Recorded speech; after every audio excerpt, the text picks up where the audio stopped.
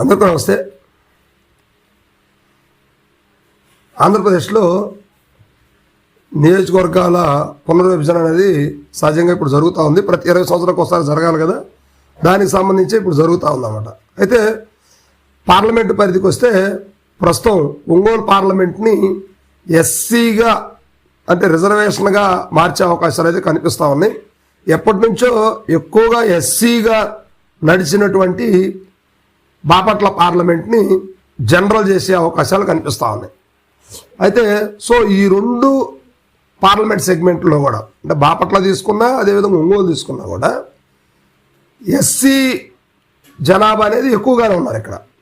ఎందుకంటే ఒంగోలు చూసుకుంటే 20 నుంచి 25% ఒంగోలులో ఎస్సీ జనాభా ఉన్నారు.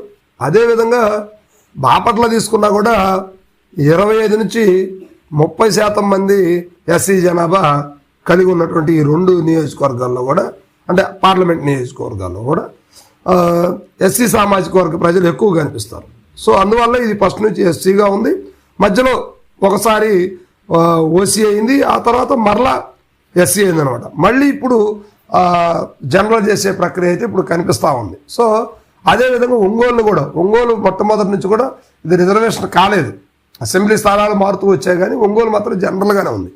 ఇప్పుడు ఒంగోలు కూడా రిజర్వేషన్ కింద మారే అవకాశాలు అయితే కనిపిస్తూ ఉన్నాయి. అయితే ఇక్కడ రిజర్వేషన్ మారితే ఒక రకంగా రెడ్లకు చెక్ పెట్టినట్టేనా అనే వార్తలు కూడా వినిపిస్తూ ఉన్నాయి.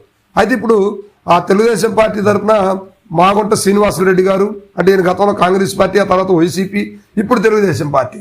అదేవిధంగా ఇక్కడి నుంచి వైవి సుబ్బారెడ్డి గారు, కరణం బలరాం గారు కూడా ఒకసారి తెలుగుదేశం పార్టీ నుంచి గెలవటం, వైవి సుబ్బారెడ్డి గారు వైసీపీ నుంచి గెలవటం ఇలా జరుగుతూ వచ్చింది. ఇప్పుడు ఇక్కడ ఉద్దండులైనటువంటి కరణం బలరాం తీసుకున్నా, వైవి సుబ్బారెడ్డి గారిని తీసుకున్నా, మాగుంట శ్రీనివాసరెడ్డి గారిని తీసుకున్నా, వీళ్ళందరూ కూడా వయసు రీత్యా చాలా పెద్దవాళ్ళు అనమాట. మరి ఇలాంటి వాళ్ళందరూ కూడా ఇప్పుడు ఏ ప్లేసులకి వెళ్తారు, ఎక్కడ పోటీ చేస్తారు అనేది కూడా ఇప్పుడు సస్పెన్స్గా మారింది. అయితే మొత్తం మీద ఒంగోలు ఎస్సీ రిజర్వ్డ్ కానీ మారే పరిస్థితి అయితే ఖచ్చితంగా ప్రకాశం జిల్లాలో పెను మార్పులు సంభవిస్తాయంటంలో ఎటువంటి అతిశయోక్తి లేదు. అదేవిధంగా ఇప్పుడు కొత్తగా వచ్చేటువంటి నియోజకవర్గాలు కూడా ఇప్పుడు మనం చూస్తే సింగరాయకొండను కూడా ఒక నియోజకవర్గంగా ప్రకటించే అవకాశం ఉంది. అదేవిధంగా ఇంకొల్లు కానీ మాతూరు కానీ ఒక నియోజకవర్గంగా అవకాశం ఉంది. అదేవిధంగా పొదిలి, చీమకుర్తి, ఖమ్మం ఇవన్నీ కూడా ఒక కొత్త నియోజకవర్గాలు అవకాశాలు కనిపిస్తా ఉన్నాయి అనమాట. అయితే వీటిలో ఏదైనా కూడా ఒక 4 నుంచి 5 నియోజకవర్గాలు తీసుకొని కొత్త వాటిని ప్రారంభించే అవకాశాలు అయితే కనిపిస్తా ఉన్నాయి. అయితే ఇప్పుడు కూటమి ప్రభుత్వం ఇచ్చినటువంటి ప్రతిపాదన మేరకు 175 నుంచి 265-63 నియోజకవర్గాలని ఇప్పుడు ఏర్పాటు చేయాలి. అంటే రాష్ట్ర వ్యాప్తంగా కూడా ఒక 90 నుంచి 100 నియోజకవర్గాలు కొత్తవి గెలిచే అవకాశం ఉంది.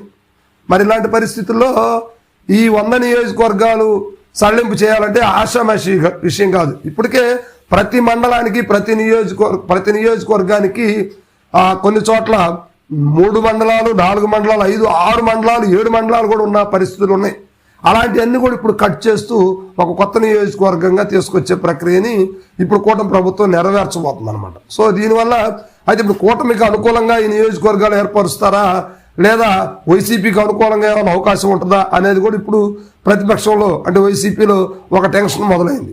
ఇప్పుడు ఆంధ్రప్రదేశ్లోనే కదా ప్రకాశం జిల్లాలో ముఖ్యంగా చూస్తే ఇప్పుడు చాలా నియోజకవర్గాలు కొత్తగా అవడానికి అవకాశాలు కనిపిస్తూ ఉన్నాయి. మరి ఇందులో మరలా రిజర్వేషన్స్ ఎన్ని వస్తాయి, జనరల్ ఎన్ని వస్తాయి అనేది కూడా కొంచెం వెయిట్ చేయాల్సిన పరిస్థితి ఉంది. అయితే పాత నియోజకవర్గాలనే మరలా తీసుకునే అవకాశం కూడా కొంత కనిపిస్తూ ఉంది. ఆ కోణంలో చూస్తే మాతూరు, ఖమ్మాన్ని మరలా తీసుకుంటారు. ఇక కొత్తవి ఇంకో 2-3 నియోజకవర్గాలు మరలా తీసుకునే అవకాశం ఉంది. ఇలాగా ప్రకాశం జిల్లాలో కూడా పార్లమెంటు స్థానం మార్పిడితో పాటు నియోజకవర్గాలు కొత్త అసెంబ్లీ స్థానాలు కూడా వచ్చే అవకాశాలు కనిపిస్తూ ఉన్నాయి ప్రకాశం జిల్లాకు సంబంధించి. ఇప్పుడు ప్రకాశం జిల్లాలో కూడా నాయకులు మరి ఏ పార్టీల నుంచి ఎలా పోటీ చేస్తారు, ఈ సీటులో ఎవరుంటారు, ఆ సీటుకి ఎవరు వెళ్తారు అనేది కూడా ఇప్పుడే చర్చ నడుస్తూ ఉంది ఉమ్మడి ప్రకాశం జిల్లాలో.